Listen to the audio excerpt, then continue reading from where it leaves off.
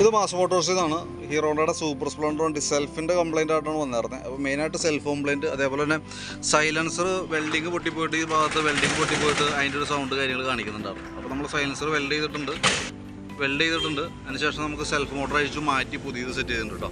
അപ്പോൾ self motor നമുക്ക് വരുമ്പോൾ അതിന് വന്ന എമൗണ്ട് എന്ന് പറഞ്ഞാൽ 2175 രൂപ നമുക്ക് സെൽഫ് മോട്ടറിൻ്റെ റേറ്റ് വരാം. പിന്നെ അത് കൂടാണ്ട് നമുക്ക് സെൽഫിൻ്റെ റിലേ യൂണിറ്റ് കൂടി നമ്മൾ കൂട്ടത്തിൽ കൂടെ മാറ്റിയിട്ടുണ്ട്. കാരണം ചില സമയങ്ങളിൽ ഈ റിലേ അതായത് കറക്റ്റായിട്ട് വർക്കാവാത്തൊരു കണ്ടീഷൻ കാണിക്കുന്നുണ്ട്, ഒരു ലൂസ് കോൺടാക്റ്റ് പോലെ. അപ്പോൾ അതുമായി ബന്ധപ്പെട്ട് സെൽഫ് റിലേയും കൂടി മാറ്റി നമ്മൾ റീസെറ്റ് ആക്കിയിട്ടുണ്ട്. അപ്പോൾ നിലവിൽ സൈലൻസർ വെൽഡ് ചെയ്തിട്ടുണ്ട്, സെൽഫ് മോട്ടർ മാറ്റിയിട്ടുണ്ട്, സെൽഫിൻ്റെ റിലേ മാറ്റി റീസെറ്റ് ചെയ്തിട്ടുണ്ട് കേട്ടോ. അതിന് നമ്മൾ വണ്ടി ഓടിച്ച് നോക്കുമ്പോൾ ബാക്ക് ബ്രേക്ക് കയറി ജാമായിരുന്നു. ഞാൻ അപ്പോൾ അഴിച്ചിട്ട് എൻ്റെ ലൈൻഡർ മാറ്റി വേറൊരു പഴയ ലൈൻഡർ ഇട്ടിട്ടുണ്ട്.